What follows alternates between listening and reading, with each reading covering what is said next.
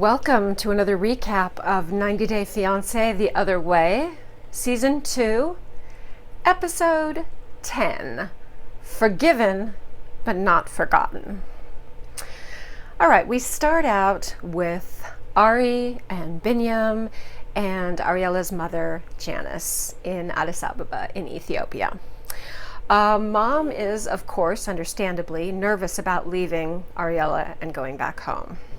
Even though she was, pleased to see the hospital, she still obviously has doubts about Biniyam, and she has doubts about their ability to have a decent lifestyle there, judging from what she's seen, which is, again, completely understandable. Okay. Now they go and they meet Biniyam's family, and his family, they seem lovely.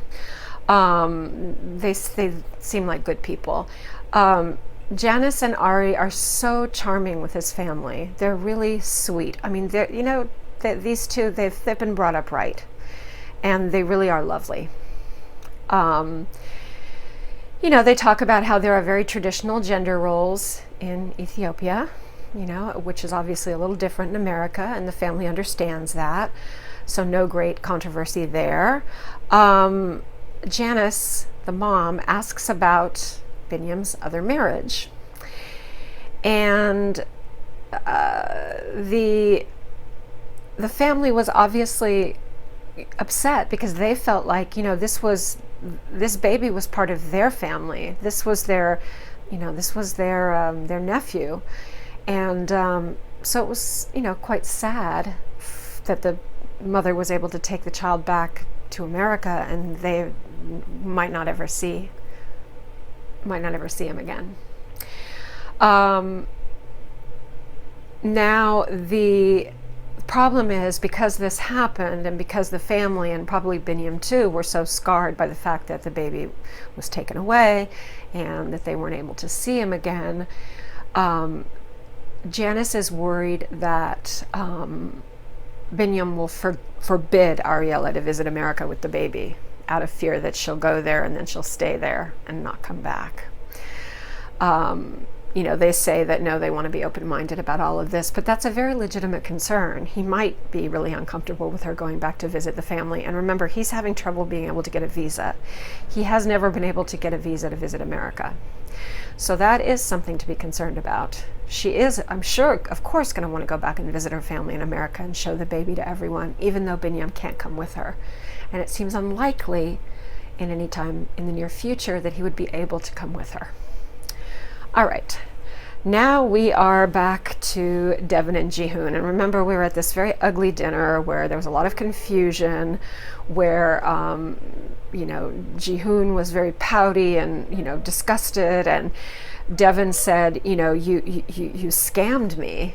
You made me lose everything. Like you ruined my life. And there was a lot of misunderstanding because Jihoon's mom laughed. But again, as I covered in the last recap, that was more of a nervous laughter. I don't think for 1 minute that was her just heartlessly mocking Devin. Does the mother like Devin? No, probably not that much. She's going to take her little boy's side. The father is much more neutral. The father likes Devin more. Jihoon's mom, of course, that's her baby boy. She knows, she's hearing the translation of what Devin's saying about him. And he's humiliated that he hasn't been able to be responsible and take care of money. But the fact is, she has to own up to the fact that her son is not doing the right thing, that he's not a stand-up guy. He's not a man. Not by any standards, not by Korean standards, not by American standards, not by any standards. So, she's got to, look at her own part in this by probably spoiling him rotten when he was growing up as an only child and a boy in Korea. All right. So Devin is fed up at this point. She says she's just going to go home. She's just going to go home with her mom and take Drusilla and Taeyong, and that's it. And Jihoon is really angry, which I think is odd because I think so much of this is it's his doing. It's his failings. And he's really just frustrated. He's frustrated, but he's kind of turning it against her. All right. Mom is actually worried about Devin. You know, she doesn't just want her to take off and take the kids and go back. So she's not, like I said, she's not completely heartless. She's just always going to take Jihoon's side over Devin's. Come on, that's the way it is. All right. Now, this is interesting. The mom is frustrated because the dad keeps butting in, and the mom wants to tell the cameras, wants to explain and defend Jihoon. So she tells the dad, get out of here. I can't talk to them. I can't talk to the camera crew with you here. So you can tell who's in charge in that house. Anyway, in the meantime, Jihoon goes outside. Devin is sitting, I think, on the curb. He sits down next to her. And, oh, great. Here comes another apology to Devin, talking about how he needs to change. He's behaved badly. Can she ever forgive him? Can she give him one more chance? Is this not getting a little old? It's getting boring. Yeah, I spent all the money. It was because of the distance. I didn't have you here, so I was lonely. So I spent a bunch of money. No, and I couldn't get anything done. I missed you so much I forgot to look for a job. I missed you so much I forgot to look for an apartment. Baby man. All right, and once again, Jihoon says, oh, I'm changing. I'm trying to change. He apparently has $3,000 still in his mother's bank account, and Devin demands that he go and get the money, he withdraw the money right now out of the mother's account and give it to Devin, and Devin will keep it. And then she will stay for a month and see how things go. Well, he goes right to mom and asks for the money. And now I'm confused. I'm wondering if it's 3,000 US dollars or if it's 3,000 in Korean currency, because I mean, they've been talking in dollars. But the fact that they can withdraw $3,000 from an ATM, if it's 3,000 US dollars, that's weird. That's something that's being done for the cameras, or it's fake. See, I notice things like that because I travel a lot all over the world. And usually ATMs in other countries, in wealthy countries, like Korea is a wealthier country, so maybe there would be ATMs that would let you take out $500 or $700 or something like that. In India, for example, you can only take out like the equivalent of $100. You know, so this is not $3,000 out of an ATM. I'm not sure on what planet that would exist. Maybe Dubai or something like that, but I don't know. Anyway, but they go through this, and they make a show of the fact that, yeah, the mom goes, she agrees, she goes, she takes the money out of the ATM, and, he gives her the money. I do think they love each other. I think it's a very immature love, and I do feel bad for both of them. But like I said, it's a very immature love, and in order to actually stay together, they're both going to have to grow up. And Jihoon is going to have to learn to sacrifice a little and make some commitments. It's not just all about having a pretty girl and playing house with a baby. You know, it doesn't work that way. Okay.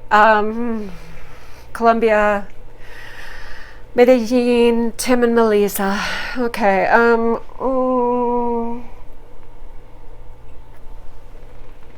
Okay. They're both on separate pages. It's going to be really hard to heal the rift because he cheated. Same old story. Okay. They're going to see Melissa's parents. Now, he was there before, so he knows Melissa's parents. He knows them, got to know them quite well. And before he cheated, both parents loved him. Now the mother knows about the affair, so she's like, not impressed and very against this relationship. However, they have not told the father. Probably because they know that with a dad, once you tell him something like this, it's kind of beyond the point of no return with a father. When you tell him, oh, this guy I want to spend my life with possibly has cheated on me. A mother maybe could get over that, although it'd be hard.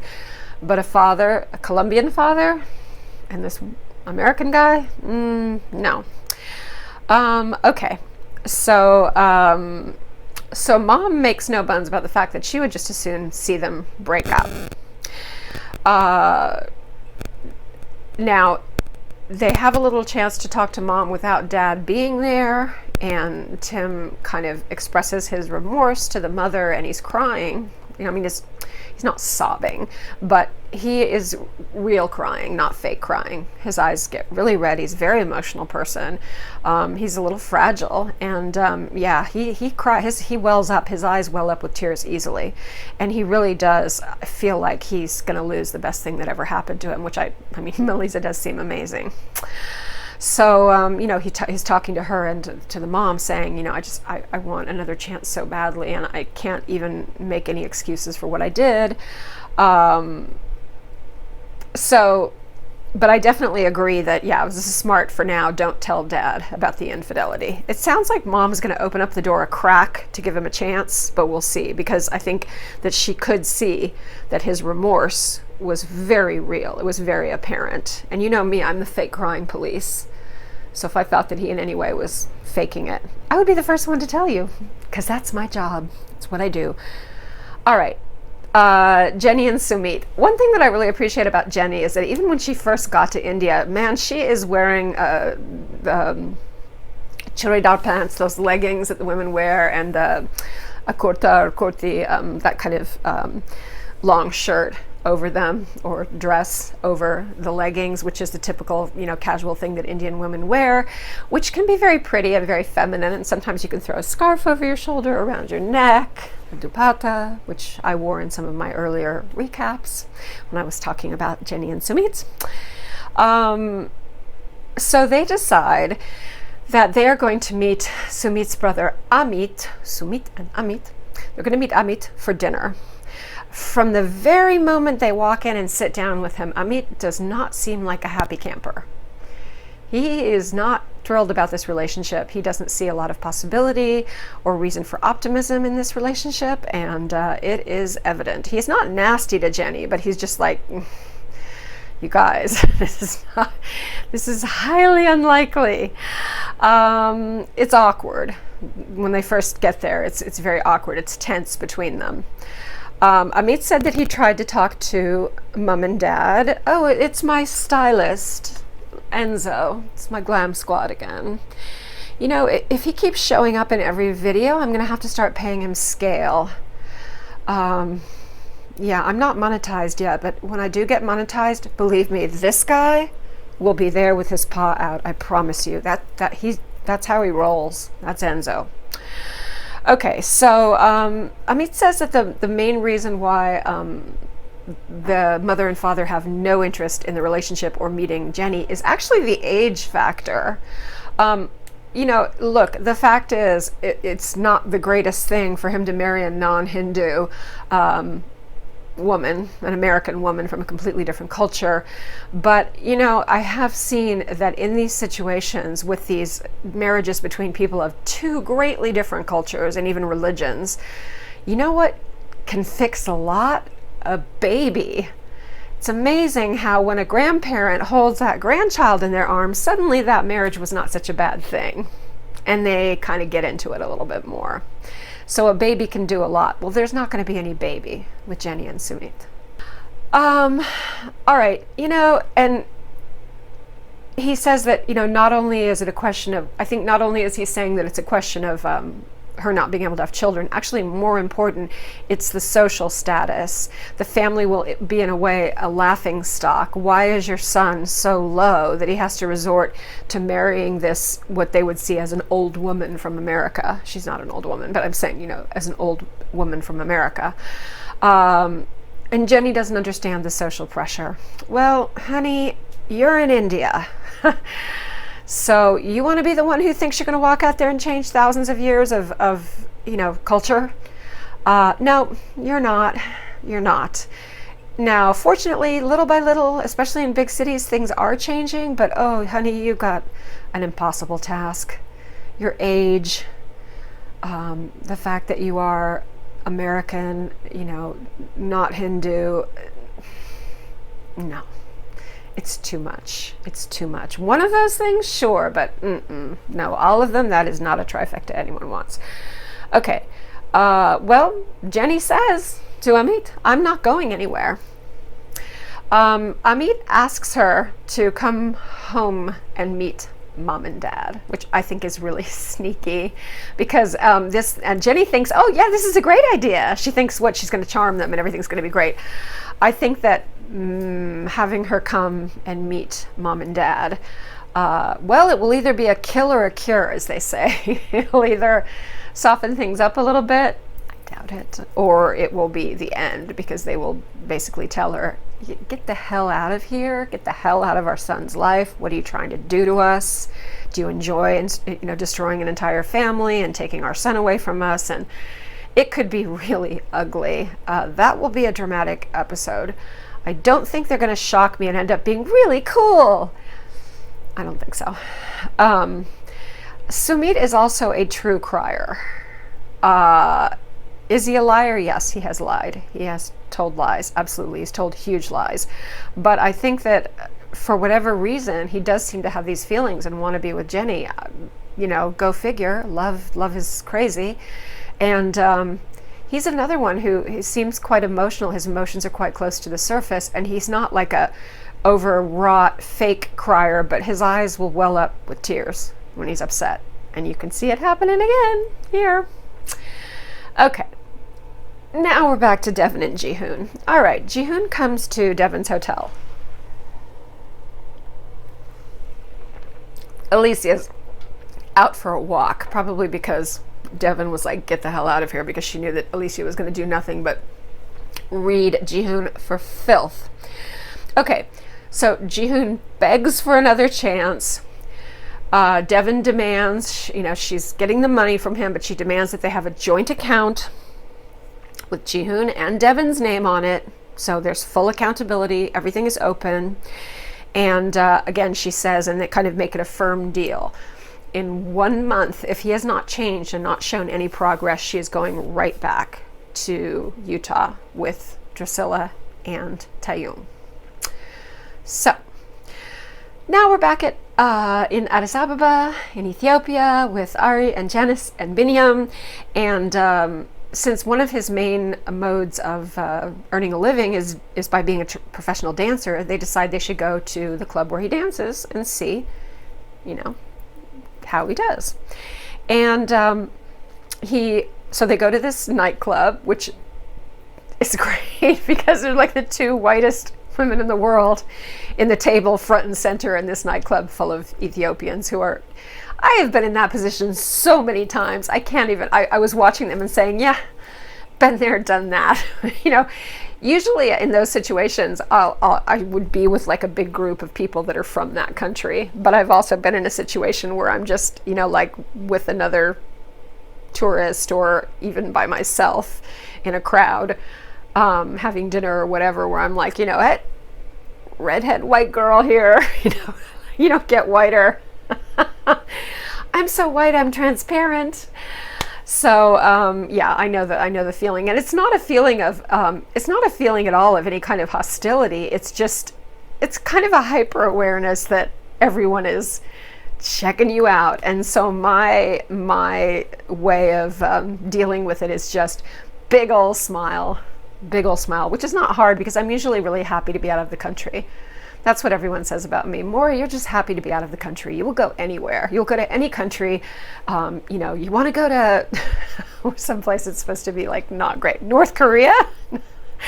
Sure. Is it safe? No. I'll go anyway because I want to add it to my list of countries and get to know some people and say I have a connection to North Korea because I am obsessed with travel. And yeah, I actually was supposed to go to the border when I was in Seoul. I booked a trip to the DMZ, to the border with North Korea, because at the border you can go through, it's called the Friendship Bridge, and you can actually, as a tourist, on days when you're allowed, when things are calm between the North and South and there's not any open hostility, some tourists, even Americans, are allowed to walk through this Friendship Bridge into this building that's in North Korea. You don't get your passport stamped or anything, but you are actually in North Korea.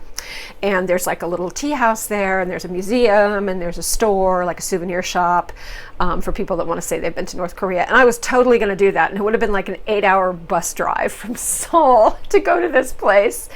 But the night before, I was supposed to go. There was some shooting on the frontier, on the border, which happens all the time. It's really common. So I got my money back and I didn't get to go. So yeah, yeah. I mean, anyway, all right. So at the nightclub where Biniyam works, they see him come out and dance with this very sexy girl, very wild hair, and she's, very fit.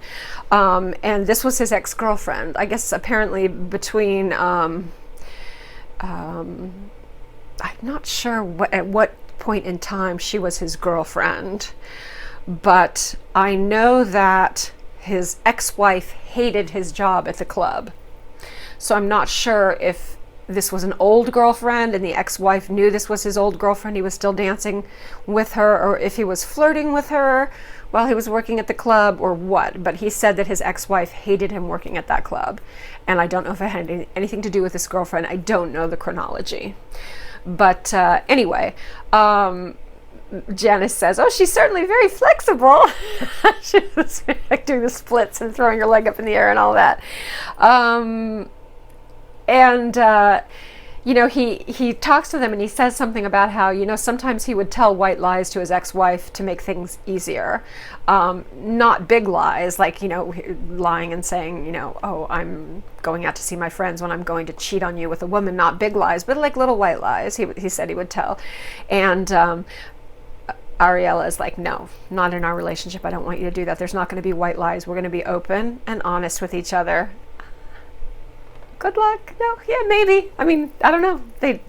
He seems really into her, so we'll see. Okay. All right. Tim and Melisa. Mom is going to be hard as nails. This is going to be really not easy to break through.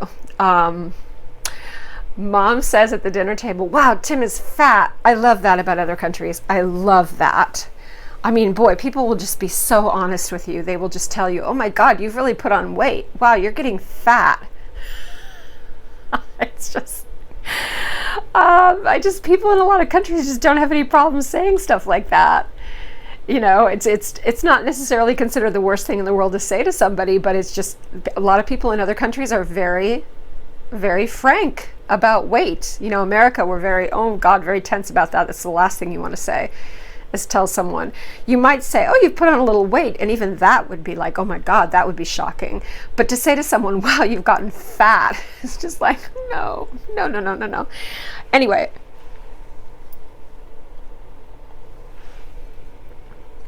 Dad asks why Melisa is not moving to the United States, because the plan was she was going to move to Texas. And he asks, why now are you coming to live in Medellin? Well, of course, it's because he cheated. So Melisa's like, I'm not going to uproot my life and move to America to have a test relationship with you when you might cheat on me again. So you come down here and we'll see how you do. I'm not going to uproot my life for you. So they can't tell Dad because Dad would be heartbroken. They will have to tell him at some point probably, although I'm not exactly sure why, but I guess that's... I mean, they're going to. They give a little preview that they're going to at some point tell Dad about the affair, but I'm asking myself, if everything goes fine and a few months pass by and the relationship's going great, is there really any big reason that Dad has to know that? I mean, I can understand Melisa telling her mother because we tell our moms everything, and then we wish we hadn't. Every time I get in a fight with my husband, I tell my mom, and then that's the thing that she'll remember, the one nasty thing that he said, and she won't remember the 20 fabulous things that he did for me. She'll be like, well, I don't like the way he talks to you, and he said, no. So, but you know what? I don't think I'll ever get over at my big age. I'm still doing that. I still, Mom, guess what he said? I still do that. So, yeah, I mean, thank God she's there. Thank God she's around. I love her. She better live to be 120. She's 90. She's tough, though. She comes from a family of Midwestern farmers who live to be 100, so fingers crossed. They either die early of alcoholism or they live to be 100. So I'm rooting for Mom. Okay. All right. So Tim kind of formally apologizes to Melisa's mother without, obviously Dad's not there, for the affair. And she can see the pain there and his feelings that they are sincere. So she said she still worries that Tim is not the right man for Melissa. And the mother says, and Melissa says as well, look, Tim has to have her approval. They're not going to be a couple. They're not going to get married. They're not going to have a life together unless the mother approves. You have to have that drama thrown in. But anyway, it probably is true. She does seem very close to her mother. And the mother seems very, very savvy. So we'll see what happens. Anyway, thank you so much for joining me. Please remember to leave a comment. Please do me the very great service of subscribing. If you push that red button and subscribe, please remember to also leave me a comment with your name so that I can thank you personally for subscribing. So enjoy yourself, have a beautiful evening, take good care, and I'll see you next time. Bye.